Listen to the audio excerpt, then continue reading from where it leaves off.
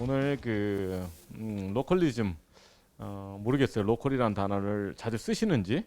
근데 몇 년 전부터 우리가 이제 로컬이라는 단어를 쓰기 시작하면서 보통 그 지역, 지방, 시골, 뭐 변두리 이런 어떤 부정적인 단어를 안 쓰고 그냥 어디든지 뭐 강남도 로컬이고, 그죠?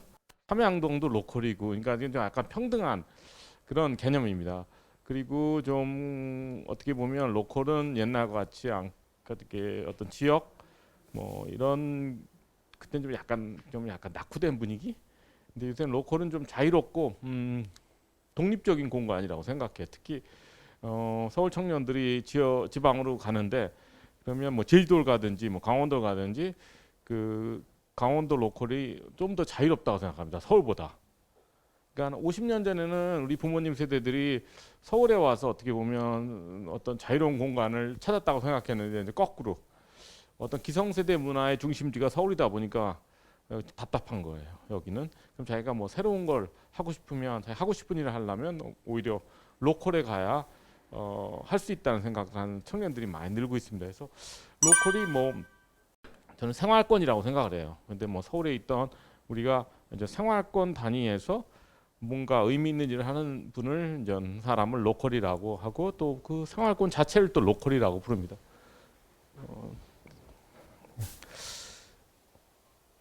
자, 그러니까 코로나 위기 이후에 우리가 큰 변화가 있었습니다. 일상에서. 그럼 주로 우리가 활동하는 공간이 바뀌었는데 온라인 그리고 집 동네가 이제 부상한 거죠. 그래서 오프라인에서 온라인 그리고 직장에서 집 그리고 여행지에서 동네로 이동을 한 겁니다. 언론에서는 좀 온라인 중심 언택트 얘기를 많이 하지만 사실 우리가 실제 변화를 보면 뭐 집에서 시간을 많이 보내고 원거리 이동이 어려우니까 또 동네에서 많은 것을 해결하려는 그런 변화가 있었습니다. 그래서 우리가 미래 도시를 봤을 때 온라인, 집, 동네, 언택트, 홈택트, 로컬택트 중심으로 우리가 어떻게 보면 생활도 그렇고 도시 자체를 바꿔야 된다고 생각합니다. 그죠? 그래서 언론에서는 언택트 얘기하는데 홈택트, 로컬택트도 그만큼 중요해졌다. 결론적으로 말씀드리면 로컬 기술 기반 생활권 경제, 생활권 도시를 우리가 구축하는 게 우리의 과제인 것 같아요. 우리가 통계를 보더라도 집 주변에 소비를 많이 하고 집에서 멀리 떨어질수록 소비를 줄인다. 그리고 5월 말 기준에서도 보면 상권도 배후에 주거지가 있는 동네 상권이 회복을 주도합니다. 그래서 거의 뭐 100% 회복하고 대학가와 관광지는 부진합니다. 아직도 뭐 당연히 그렇겠죠. 여행을 잘 안 가고 대학이 지금 아직도 문을 닫고 있으니까. 코로나 수혜 업종도 보면 언론에선 뭐 온라인 얘기만 하지만 실제 보면 동네 업종도 꽤 돼요. 1번이 자전거면 자전거, 그다음에 정육점, 주류점들, 슈퍼마켓 이런 업종들이 오히려 매출이 늘어났다. 코로나 이후에 신뢰도 변화를 보더라도 의미 있는 변화가 있습니다. 이익과 지방 정부가 1리스트에 올랐고 신뢰도가 높아진 거죠. 이건 저는 굉장히 의미 있다고 생각합니다. 우리가 항상 국가 단위, 도시 단위로 살다가 우리 동네가 중요해졌고 또 지방 정부가 뭐 하는지 잘 몰랐는데 이번에 이제 방역을 지방 정부 주도를 하다 보니까 지방 정부가 뭘 하네? 여기 뭐 성북구 분들 많이 오셨잖아요. 그러니까는 옛날엔 관심 없었는데 이제 성북구에서 계속 문자가 오니까 뭐 생각보다 일을 잘한다? 뭐 그런 거예요. 그래서 그래서 저는 큰 의미가 있다고 생각하고요. 그러다 보니까 이제 기업들도 동네 비즈니스에 관심을 갖기 시작했습니다. 대표적인 게 당근마켓인데 2016년이에요. 5년 전에 우리가 주민들 간의 어떤 중고품 거래를 활성화하는 서비스 갖고 뭔가 큰 사업이 될 수 있을까? 뭐 한 번도 생각해 본 적이 없는데 이 기업에도 시작했는데 코로나 이후로 이게 급증합니다. 그래서 곧 넘버원이 된대요. 이커머스 분야에서. 전 세계적인 현상이고 뭐 미국에서는 넥스도어라는 비슷한 서비스입니다. 동네 주민을 연결해서 다양한 서비스를 제공하고 어떻게 보면 동네 플랫폼이 되는 거죠. 여기가 당근마켓이 사실은 뭐 네이버나 다른 포털에서 동네 플랫폼 만들려고 노력을 했는데 그동안 뭐 네이버 우리 동네 페이지 같은 데 가보면 광역단체별로 우리 동네 페이지를 만들었었어요. 그래서 제가 네이버한테 이건 너무 크다. 그래도 시군구 단위로 내려와야 된다. 지금 읍면동이 중요해집니다. 생활권은 거의 읍면동 단위예요. 그랬더니 어떻게 보면 당근마켓이 먼저 치고 나가서 성공했고 당근마켓 성공을 보고서 다른 대기업들도 지금 동네 어떻게 보면 상품을 개발하고 있는데 저는 이제 우리 동네 딜리버리 같은 그 서비스가 굉장히 의미 있다고 생각합니다. G25가 우리가 주문을 하면 동네 주민이 그냥 걸어서 배달해 주는 거예요. 그래서 우리가 초기에는 대안이 없어서 배달 서비스 많이 의존하지만 장기적으로는 바람직한 건지 잘 모르겠어요.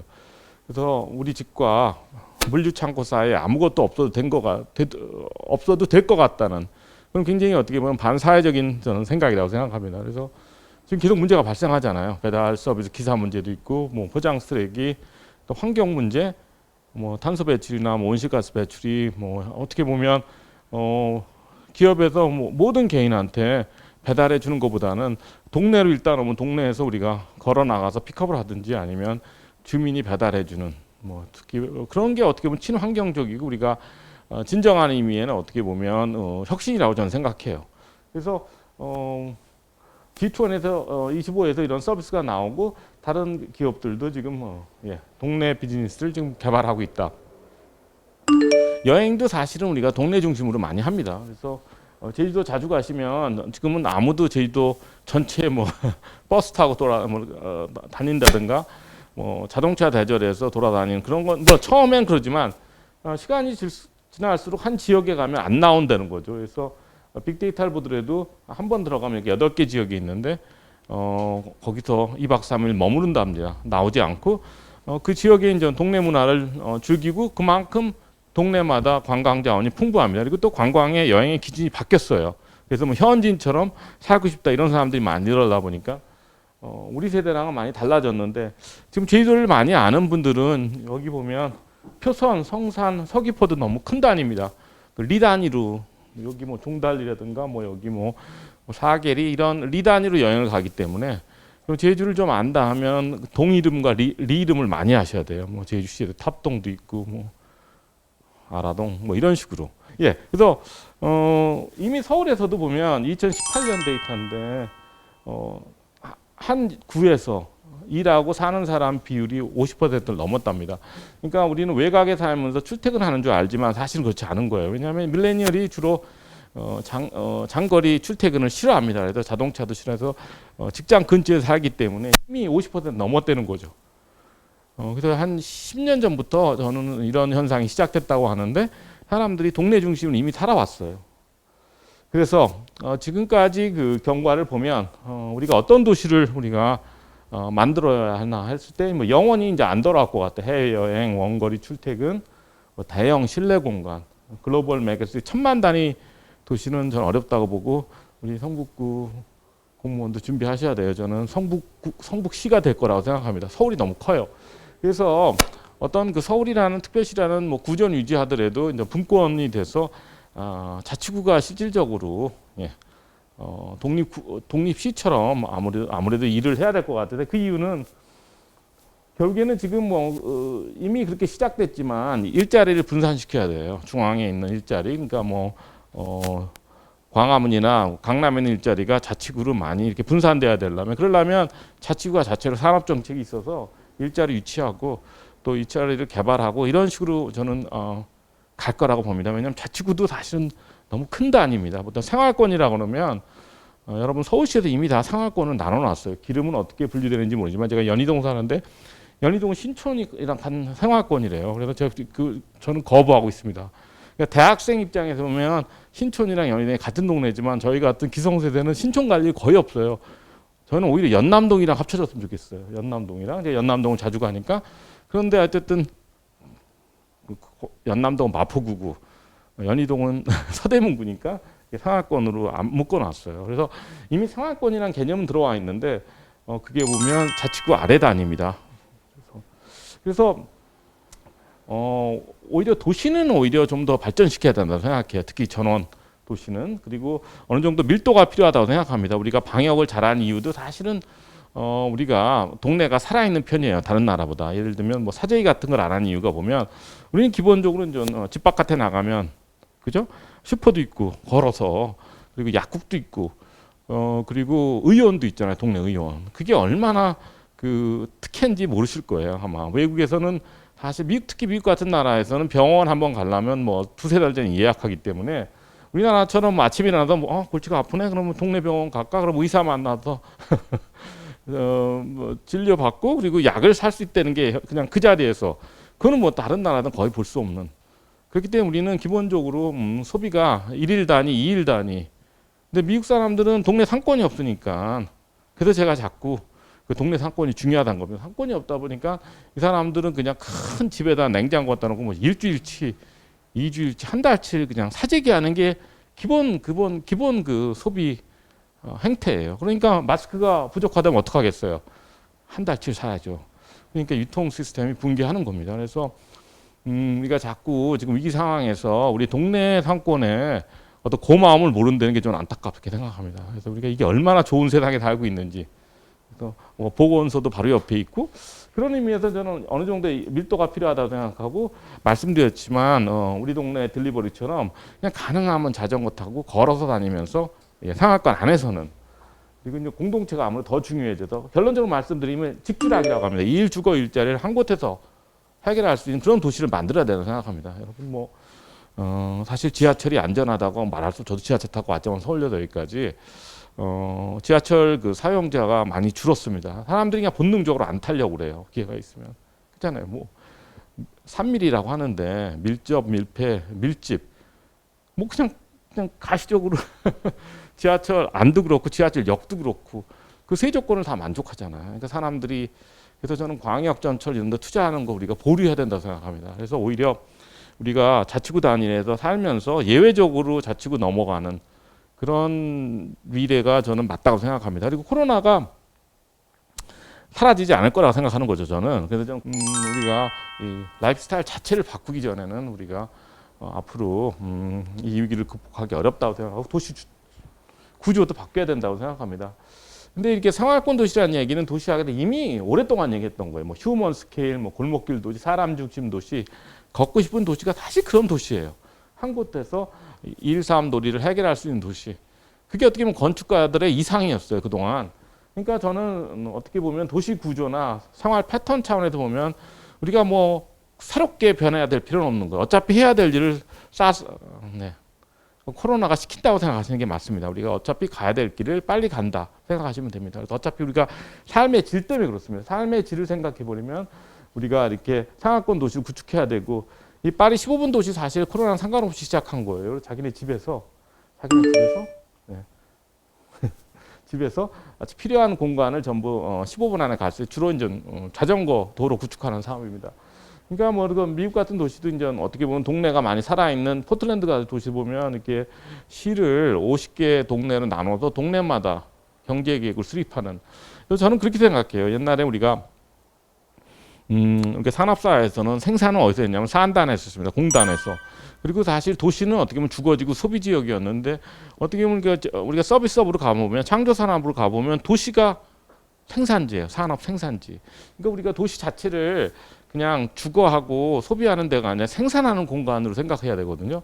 그러니까 생활권에도 어떤 그런 도시 산업들이 들어가야 됩니다. 그럼 우리가 현재 도시 구조가 그런 그 도시 산업을 유치하기 적합한지 이런 문제로 고민해야 되는데 아직 우리나라는 안 하고 일단 생활권 자체가 살기 좋고 사람들이 뭐 머물고 싶고 여행하고 싶으면 그럼 인재들이 와서 알아서 의미 있는 기업을 창업한다고 생각합니다. 그래서 정부가 미래산업이라고 해서 지정해서 뭐 육성하는 그런 개념은 어차피 30년 전에 끝났는데 아직도 우리가 뭐 4차 산업혁명 하면서 AI 뭐 이래가면서 자꾸 뭔가를 정부가 나서서 하려고 하는데 그거는 좀 잘못된 저는 방식이라고 생각하고 우리가 좀 그 배워야 될 도시를 보면 시는 기본적으로 삶의 질 그리고 환경에 합니다. 그래서 좀 쾌적하고 환경적으로 그리고 그 삶의 질이 높은 뭐 교육이라든가 또 상업시설인가 공원이라든가 이런 데 투자하면 알아서 사람들이 자기 문제 해결한다고 생각하는 거예요. 정부가 뭐 우리 지역에 이런 사람 육성하겠다 이런 생각은 안 한다고 합니다.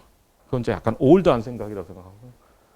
그래서 이제 로컬 지향이라고 저는 생각하는데 생활권 지향 이미 우리나라 10년 전에 시작됐습니다. 귀농 귀촌 제주 이민 뭐 골목상권 그리고 뭐 핫플레이스 그리고 고향에 대한 뭐 나는 왜 서울에서 살고 있지 하면서 젊은 사람들의 생각이 좀 바뀌고 있는데 보면 뭐 2010년이 왜 중요한지는 그 뭐 여러 가지 이유리가 뭐 제주 이주한 해가 2010년이기도 하지만 2008년에 글로벌 금융 위기를 겪으면서 밀레니얼 생각이 바뀐 거예요. 삶의 질을 강조하고 뭐 대기업이나 뭐 글로벌 은행에 다녀봐야 안전하지 않기 때문에 우리가 내가 좀 약간 그 삶의 본질이라든가 하고 싶은 일을 하고 살고 싶다 이런 그 추세가 일본도 그렇고 미국도 그렇고 시작됐는데 그게 한국으로 넘어온 건지 그동안 우리가 좀 쌓여있던 어떤 욕구가 분출한 건지 2015년이 중요합니다. 그래서 2010년 그러면 우리가 왜 동네가 중요해? 로컬이 중요하냐면 결국엔 삶의 질 때문에 그런 거예요. 이렇게 삶의 질을 고민 안 하면 굳이 뭐 과거와 같이 전국 단위로 살면 됩니다. 그래서 보면 환경이에요. 아까 말한 환경이 중요하다고. 그래서 우리가 뭐 환경은 특히 식품하고 에너지인데요. 우리가 이 지구를 살리기 위해서 우리가 에너지도 지역 생산, 지역 소비해야 되고 농산물도 지역 생산, 지역 소비해야 된다. 그래서 어떤 형태로나 대량 생산, 대량 소비는 정리해야지 된다. 그래서 그러면 지역 단위로 살고 공동체인데요. 우리가 지역 단위 살면서 이제 공동체의 장점을 살려야 되는데 북유럽 보면 명품 같은 거 어떻게 자기네 동네에서 만든 상품 그리고 아는 사람이 만든 게 명품이라고 생각하고 진짜라고 생각합니다. 그래서 그러면 포틀랜드 메이드 그러면 여기도 기름 메이드 뭐 성북 메이드 이런 상품들이 로컬 전 브랜드라고 하는데 아주 풍부하고 주민들이 그거를 선호하는 막 시작됐어요 우리나라도. 근데 앞으로는 더 확대될 것 같고 요새 사람들은 이제 문화라고 할 때 우리는 옛날에 뭐 베를린 뭐 필하모니고 뭐 100만 원 뭐 돈 주고 사는 그런 그게 그렇게 바람직한지 모르겠어요. 그래서 우리나라는 자꾸 문화를 그 뭐 자꾸 이렇게 뭐랄까 그리고 미술관이나 박물관도 자꾸 산 속에다 세우고 그러는데 이게 거리로 나와야 됩니다. 그러니까 어떻게 보면 좀 대중화해야 되는데 요새 문화는 일상이 일상. 그래서 뭐 여유 있게 일상을 지고 이웃과 소통한다. 이거를 충분히 행복하다는 사람들 많습니다. 그럼 그게 주로 이제 상권이랑 관련된 거예요. 상권. 그렇죠? 그리고 정체성. 우리가 어디 여행을 가든지 지금 제주도 어디 가든 외국을 가든 그 나라에서만 뭐 살 수 있는 게 뭔지 그리고 그 나라에서만 체험할 수 있는 게 뭔지 이런 질문을 계속 합니다. 그러려면 모든 지역이 특색이 있어야 돼요. 지금 활동하시는 상권도 어떤 기본은 갖춰야 되지만 궁극적으로는 특색이 중요합니다. 다른 지역에서 찾을 수 없는 뭔가는 있어야 돼요. 그런 의미에서 그러면 이런 그 환경, 공동체, 정체성 때문에 로컬로 간다. 저는 그렇게 보고요. 특히 한국적인 상황에서는 물질주의와 중심주의가 수도권이기 때문에 지역에서 그 돌파구를 찾는 그런 현상 때문에 로컬화는 2010년 정도에 되면 시작되지만 계속 확산될 거라고 생각합니다. 그래서 서울도 그런 영향을 받는 거예요, 지금. 서울도. 옛날만큼 강남이 그렇게 좋지도 않고 옛날만큼 이렇게 강남에 집중된 건 아니에요. 제가 1996년에 돌아왔는데 그때는 뭐 거의 매일 강남에 갔어야 돼요. 아주 사소한 것도 하다못해 피자를 먹으러 가서 햄버거를 먹으러도 강남에 갔어요. 압구정동 이런 데 있었으니까 지금은 동네가 너무 좋아져 갖고요. 그러니까 연희동 사는데 거의 연희동 나갈 필요가 없을 정도로.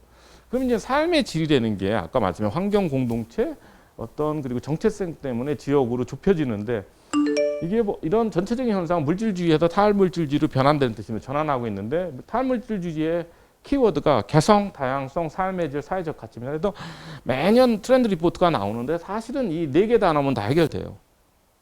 그래서 제가 이렇게 쭉 얘기하지만 하여튼 개성, 다양성, 삶의 질, 사회적 가치를. 근데 밀레니얼 문화가 뭐냐? 한마디로 탈물질주의예요. 그럼 우리 세대 문화는 뭐냐? 한마디로 물질주의. 이 반대. 그래서 밀레니얼이 답답하다. 그럼 물질주의 사회에서 하는 게 답답하다는 뜻이에요. 그래서 자기는 좀 더 하고 싶은 일하고 살고 싶은 일, 개성, 다양성, 삶의 질이 높고 그리고 좀 사회적 윤리를 강조하는 사회에서 살고 싶다는 뜻입니다. 선진국들은 1970년대부터 이렇게 바뀌었어요. 여기가 자기 표현 가치, 여기 생존 가치, 여기 Y축이 전통 가치 그리고 세속 합리성 가치라고 하는데 여긴 종교입니다. 종교 그리고 세속 가치인데 여기 북유럽이 전부 45도 각도로 움직이는 거죠. 좀 더 세속적이고 좀 더 자기 표현적인 사회를 바뀌고 미국은 아직도 기독교가 중요하다면 이 아래에 있어요. 전통 가치가 중요한 사회이기 때문에 그래도 수평으로 이동합니다. 95년이면. 근데 한국은 안 움직여요. 81년에서 96년 사이 하나도 안 움직입니다. 그러니까 물질주의 사회로 남고 사실 우리나라가 물질주의자가 제일 많은 선진국이에요. 85%가 물질주의자. 좀 창피할 정도로. 미국이 한 50%, 일본이 55%, 북유럽은 40%가. 그러니까 북유럽은 탈물주의자가 다수인 거죠. 근데 지금 뭐 이게 2005년 정도 통계인데 지금 하면 좀 늘어났을 거예요. 밀레니얼이 탈물주의를 지금 성향을 보이니까. 하지만 뭐 아직도 좀 아쉽다. 근데 일본이 오른쪽으로 이동합니다. 일본이 북유럽 같지는 않지만 그래도 근처에 와요. 그래서 어떻게 보면 우리가 정치적인 이유 때문에 일본 뭐 좋아한다는 얘기는 아니지만 젊은이들이 지난 20년 동안 일본을 이렇게 좋아하고 일본 콘텐츠를 소비하는 거는 일본이 먼저 가 있어요. 유럽 모델로 문화적으로. 그리고 중국은 아래로 내려옵니다. 왜냐하면 여기가 전통을 복원하는 거죠. 개혁 개방하면서 그럼 전통 가치가 더 중요해지는데 이제 물질주의 문화는 계속 유지된다. 그러니까 우리가 지금 보면 중국, 타이완, 한국이 비슷한 거예요. 생활권도 어떻게? 대도시는 분산해야 된다. 그죠? 생활권 단위로 중소도시는 오히려 통합해야 됩니다. 왜냐하면 아까 말씀드린 밀도가 중요하기 때문에 어떤 그 복지시설이라든가 방역시설을 중앙에 집중시키고 이런 의미에서 2, 30만, 대도시는 30만, 50만 이게 자치구 단위가 이 정도예요.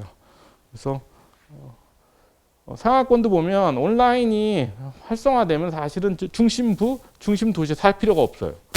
왜냐하면 보면 일자리가 부족하다 지역에 또뭐 병원이 없다, 교육 학원이 없다 이런데 이제 온라인으로 가버리면 뭐 그렇게 불평할 필요가 없는 거죠.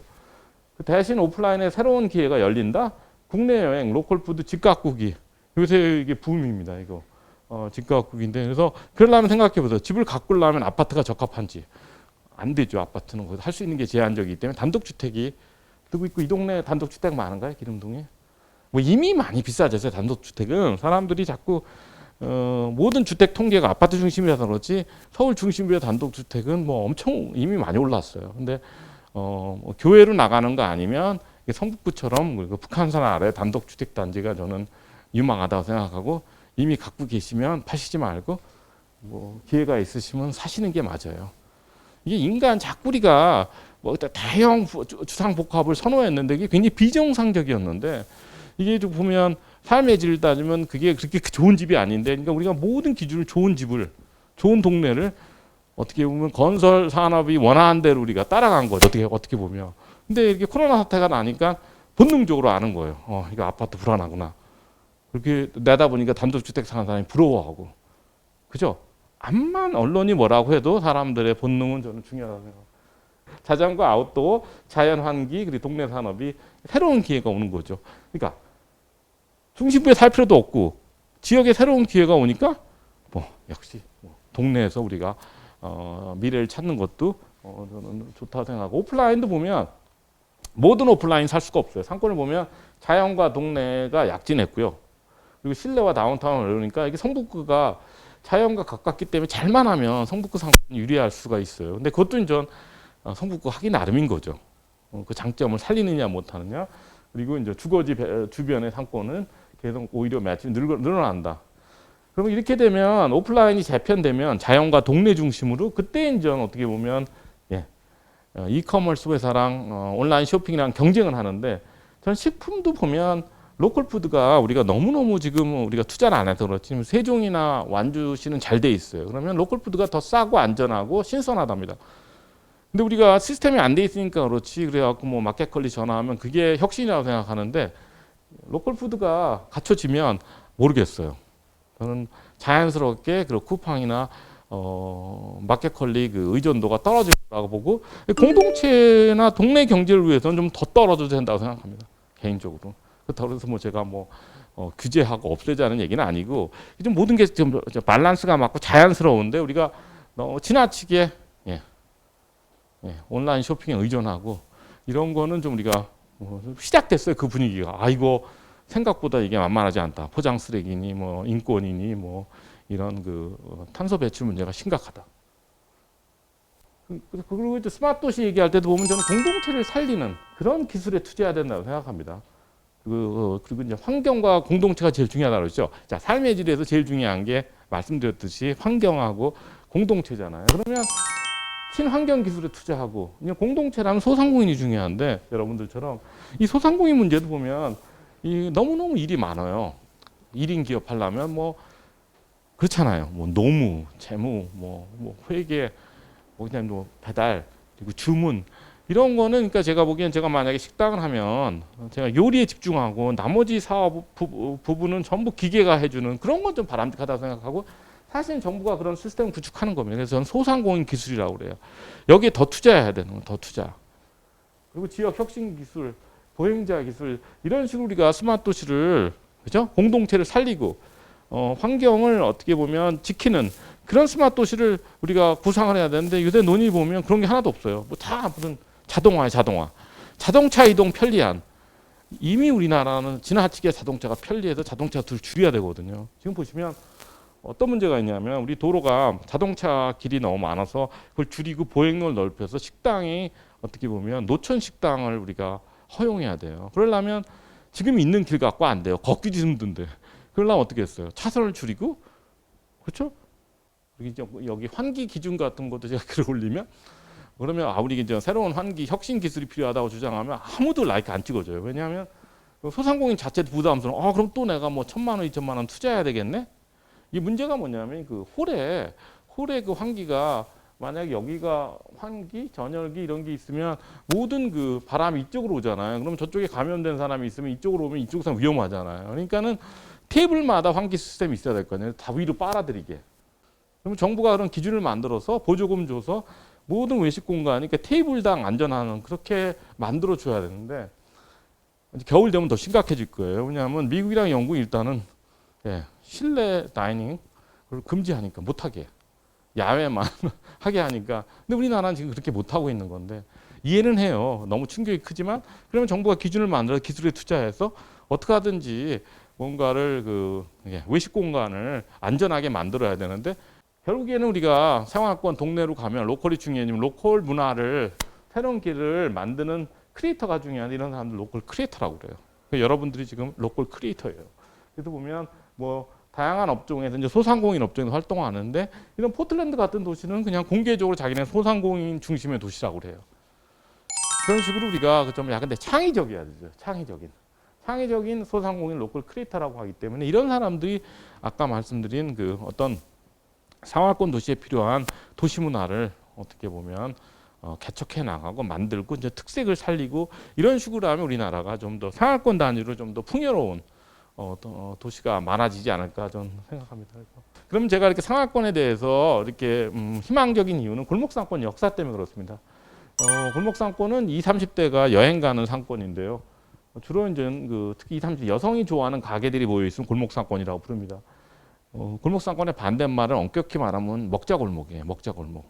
그럼 기성세대가 가는 가게가 모여 있으면 먹자골목이라고 부르고 2000년대 중반 홍대 가로수길 때는 삼청동에 시작했는데 이 골목길이 왜 이렇게 난리냐 했을 때 뭐 예술가랑 건축가 다른 얘기하는 그런 게 상인이라고 생각합니다. 상인이 문화자원이 좀 풍부하고 저평가된 임대료가 싼 지역에 들어가서 가게를 엽니다. 주로 카페를 많이 여는데 그러면 장사가 잘 되는 거 다른 가게 따라 들어가요. 그러면 20, 30개 정도 되면 상권이 형성되면 2단계에서 일단 접근성이 좋아야 돼. 정부가 여기 들어와 접근성을 개선을 시켜주든지 그러면 여기 있던 자동차 접근성, 대중교통 접근성, 보행 접근성이 다 좋아야 되고 일단 골목이 많아야 돼요. 그래야 계속 확장하니까. 그리고 여기 특색이 있으면 그쵸 끝난 거죠. 그러면 이제 문화자원과 이를 통해 형성된 정체성으로 그냥 쭉쭉쭉쭉 성장하는데 2005년에 4개를 시작했는데 우리나라가 서울만 지금 57개 정도 있다고 저는 생각합니다. 제가 유일하게 그 골목상권 통계라면 통계 리스트를 제가 업데이트해요. 서울시는 자꾸 골목상권을 영세 상인들이 활동하는 상권이라고 한정을 해서 어떤 골목상권의 가능성을 제가 보면 제가 초기에는 골목상권을 이렇게 보면 이렇게 창의적인 상권을 하고 지금도 그렇게 얘기를 하는데 정부는 자꾸 동네 상권이라고 하다 보니까 이게 제가 혼란스럽다.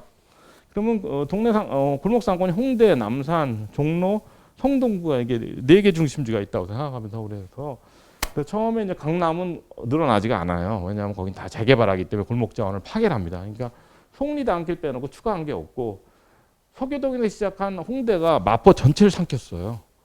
이제 마포 전체가 요새 젊은 사람들은 신촌도 홍대라고 불러요. 제가 사는 연희동도 홍대라고 그러고 그러니까 연세대학교는 한 게 없는 거죠. 연세대학교는 뭐 문화적으로 홍대한테 그럼 홍대는 뭐 홍대를 이용하느냐 그것도 아니에요. 그럼 홍익대학교가 어디 있냐 그러면 이런데요. 모르냐고 홍대 앞 뒤에 있는 학교가 홍익대학교라고. 그러니까 사람들은 이게 홍대라고 하는 거를 문화지역을 홍익대랑 연관을 안 시켜요. 어떻게 보면 그리고 이제 이게 서대문구, 은평구를 확장하고 있고 이태원동에 시작한 이태원권도 뭐 남산을 삥삥 둘러서 한쪽은 뭐 해방촌에서 후암동에 서울역으로 확장하고 있고 종로도 삼청동 자체는 어렵지만 삼청도 시작했지만 종로통이 전부 골목상권이 됐어요. 익선동, 울주로, 부암동 넘어가고 서촌, 북촌, 강남이 정치돼 있고 성동구가 새로운 중심입니다. 성동구, 뚝섬, 왕십리, 금호동. 제가 좋아하는 이 성북구는 여기 있잖아요. 성북동 넣는데 성신여대길을 제가 한번 더 가봐요. 넣었다가 지금 뺐어요. 왜냐하면 너무 그게 우리가 이제 골목상권 보면 대로변 상권 같다고 해갖고 그 뒤에 보통 이게 홍대도 보면 홍대 중심부는 어떻게 보면 백화점도 있고 이런데 그 뒤에 이제 골목상권이 있는데 성신여대 그 뒤에 새로 생겼다 해서 제가 가봐야 돼요. 이렇게 해서 보면 전국에 150개가 있다. 그래서 광역시 기초단체 4개를 시작했는데 150개로 들어왔기 때문에 여기가 오프라인에 유일하게 성장하는.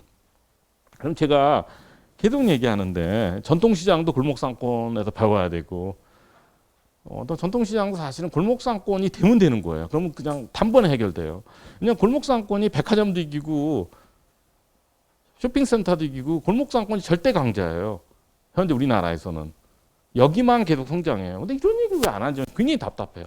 그래서 대기업들도 뭐 골목상권에서 막 배우려고 그래요. 그러니까 대기업 식당 가면 골목길처럼 만들잖아요. 그리고 골목 브랜드를 유치하려고 그러고.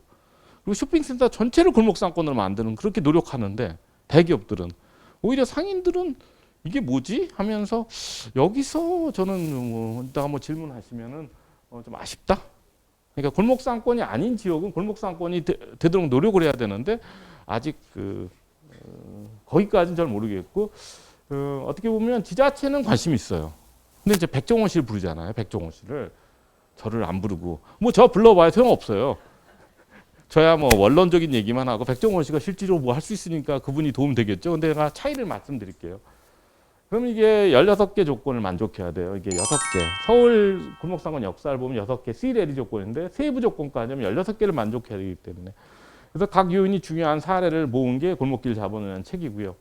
그러니까 서울역 같은 경우 이렇게 보자. 지금 현재 이런 6개 분야에서 어떤 사업이 진행되고 뭐가 부족한지를 어떻게 체크리스트 쓰시면 되고 서울역은 좀 쉬워요. 정체성이. 제일 어려운 게 정체성이에요.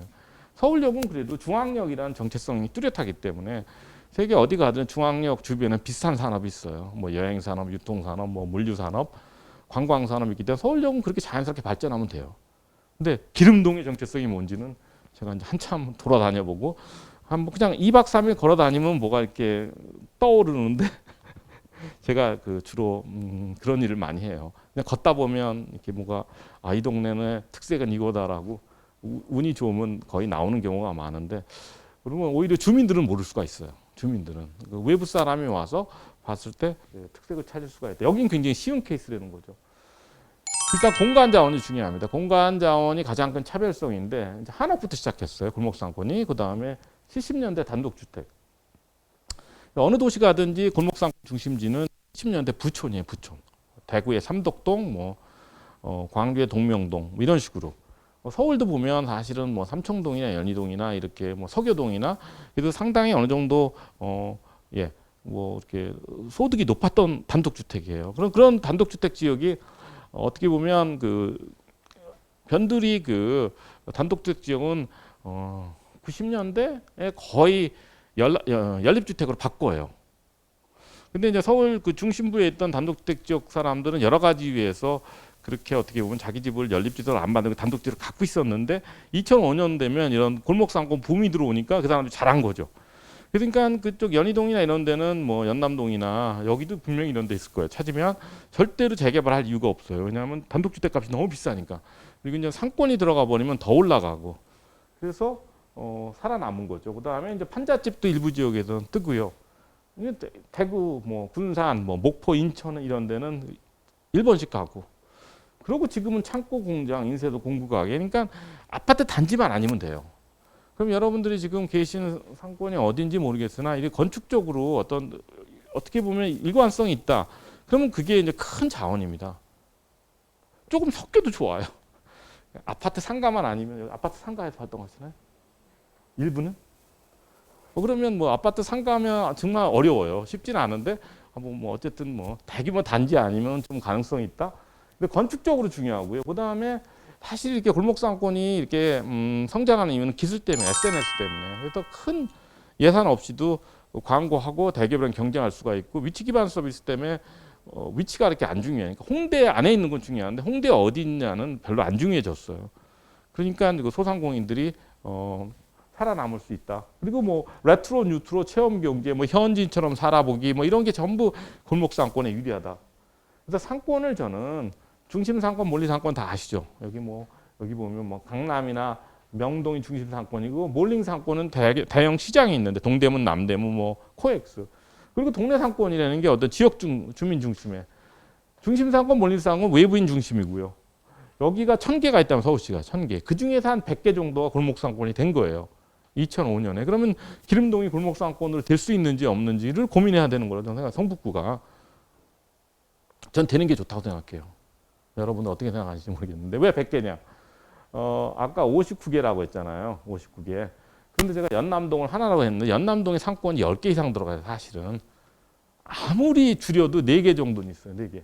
그렇기 때문에 상권을 4개 들어가기 때문에 제가 하나로 카운트한 거 아니에요. 그러니까 이게 굉장히 보수적으로 짓겠기 때문에 실질적으로 이런 걸 감안하면 100개 이상이 있다고 보는 게 맞다. 그러면 골목 상권에 뭐가 들어가야 되냐면 말씀드렸지만 독립서점, 베이커리, 커피 전문점, 게스트하우스 정도는 있어야 돼요. 그리고 이제 음식점도 젊은 사람들 좋아하는 뭐 브런치 카페나 뭐 디저트 카페 이런 업종이 들어가야 되는데 2세대 가면 2015년 되면 홍대 중심으로 새로운 업종이 나타나기 시작합니다. 그래서 복합문화 공간, 라운지, 살롱, 뭐 코워킹, 콜리빙, 그리고 뭐 로컬 편집샵이라고 하고 커뮤니티. 그래서 보면 이런 사업들 보면 동네에서 생태계 구축해야 되는 거예요. 그러니까 고객뿐만이 아니고 같이 협업할 수 있는 파트너, 협력업체가 참여하는 생태계. 그러면 대기업이 그건 복사할 수가 없어요. 대기업이 동네마다 로컬 브랜드를 만들 수가 없잖아요. 그럼 로컬 브랜드가 뭐냐면 힘이 기본적으로 동네 기반이어야 돼요. 지역 기반. 지역 자원, 지역 네트워크, 지역 주민을 연결한 대기업이 복사할 수 없는 그런 어떤 그런 컨텐츠를 만들어야 되잖아요. 그래서 지금 그런 식으로 움직이고 2단계가 끝나면 창조산업, 디자인, 패션, 화장품, 스타트업, 건축, 미디어 회사들이 들어옵니다. 그러면 완성된 거예요. 그럼 성북구가 고민해야 될 문제는 성북구 어디에 이런 도시가, 이런 창조산업 중심지가 를 만들 수 있는지 고민해야 되거든요. 그러려면 골목상권 지역에도 시작해야 하는 거예요. 그럼 여기다 이렇게 얹히는 과정. 이거를 자꾸 우리나라는 자꾸 신도시에다 뭐 이런 문화산업, 창조산업 만들려고 기본적으로 크리에이티브한 거 아니에요. 크리에이터들은 기본적으로 신도시를 싫어해요. 왜냐하면 그냥 뭐 신도시가 싫은 이유가 뭐냐면 식당도 보면 대형 건물에는 자기 개성을 어떻게 표현할 수가 없잖아요. 인테리어로. 근데 골목상권은 굉장히 어떻게 보면 개방적이에요. 어디다 해더라도 자연스럽게 공간을 만들 수 있는데 신도시 그 상가에서 안 되기 때문에 저는 신도시 상권은 전반적으로 저는 가라앉고 있다고 생각해요. 무슨 짓을 해도 소용없어요. 신도시 상권은 계속 무너질 거라고 봅니다. 근데 좀 이따 보시면 그래서 로컬 크리에이터가 우리가 이런 기회에 그 로컬의 기회를 활용하려면 이런 분들이 많이 나와야 되고 이런 분들은 어떻게 보면 세계관이 달라야 돼요. 로컬에서 사실 사업하시려면 너무 우리나라가 뭐 대기업 좋아하고 공무원 좋아하니까 내가 그냥 로컬에서 1인 기업 운영하는 사람들은 굉장히 어떻게 보면 독해야 되는 거죠. 그러니까 이게 자기가 정말 철학이 있어야 되고 내가 하고 싶은 일이고 어떻게 하든지 내가 만족하고 뭐 이런 세계관이 필요하다고 생각합니다. 그리고 동네와 상생해야 돼요. 아까 말씀드렸죠. 생태계 구축해야 되기 때문에 그래야지만 대기업이랑 경쟁하고 어떤 창의적인 비즈니스 모델이 필요하다. 제가 이번 최근 책에서는 이런 문화가 뭐냐, 이제 로컬 문화가 뭐냐, 로컬 창업하고 도시 창업하는 이런 현상이 어떻게 보면 미국의 힙스터 현상이랑 일치합니다.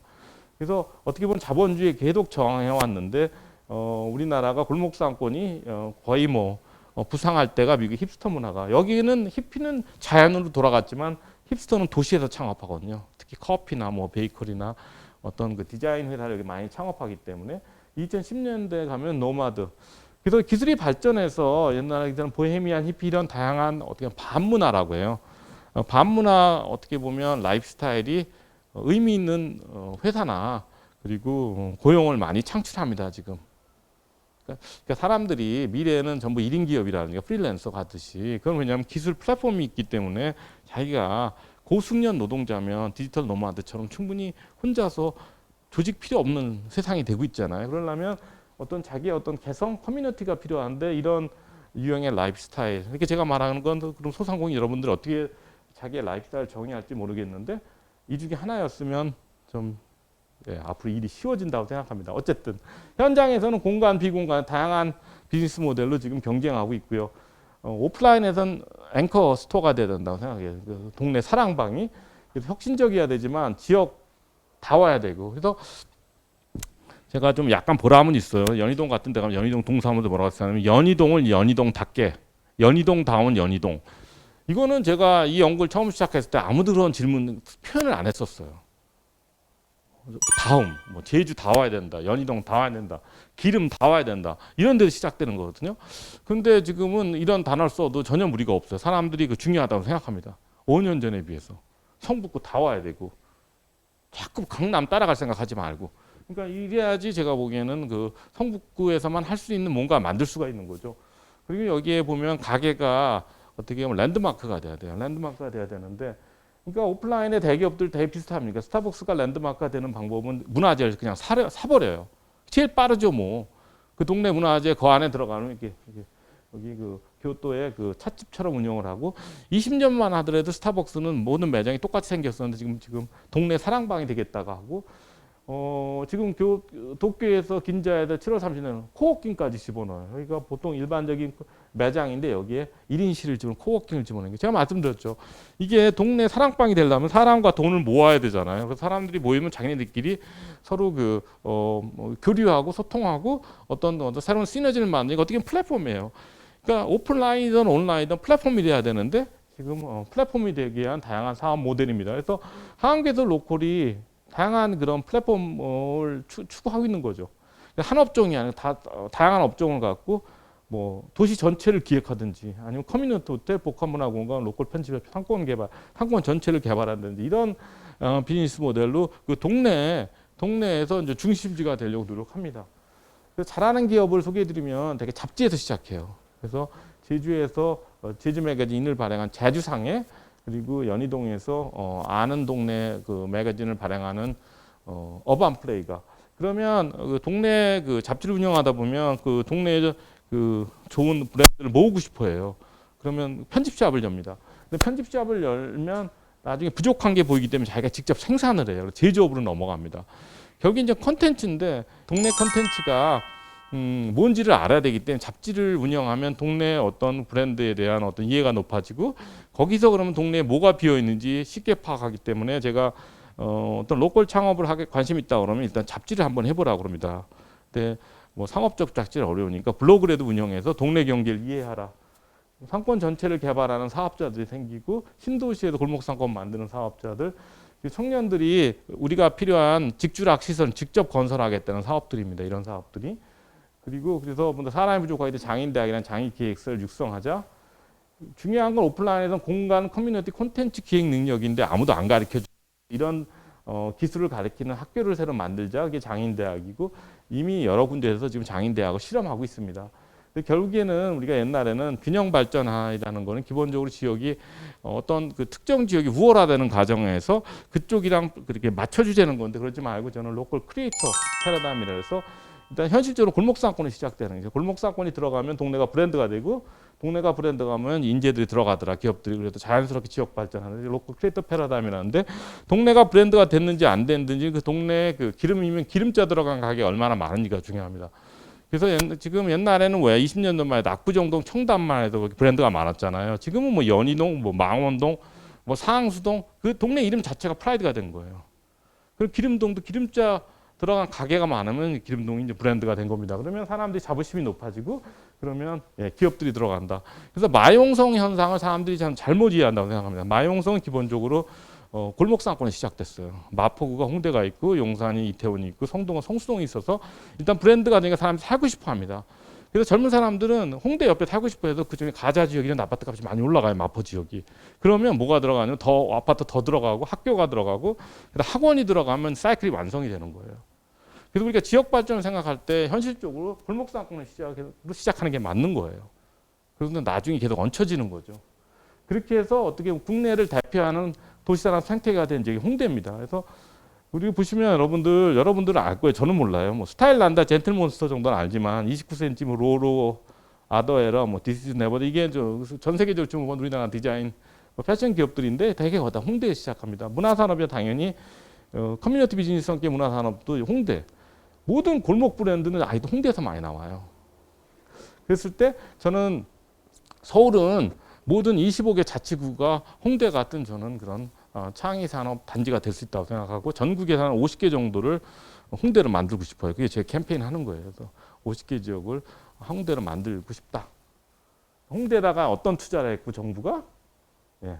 그러려면 뭐 지역에서 강해나면 그래도 서울이니까 그렇다는 그렇지 않다. 지금 전국의 소도시에도 이렇게 로컬 브랜드를 계속 배출한다.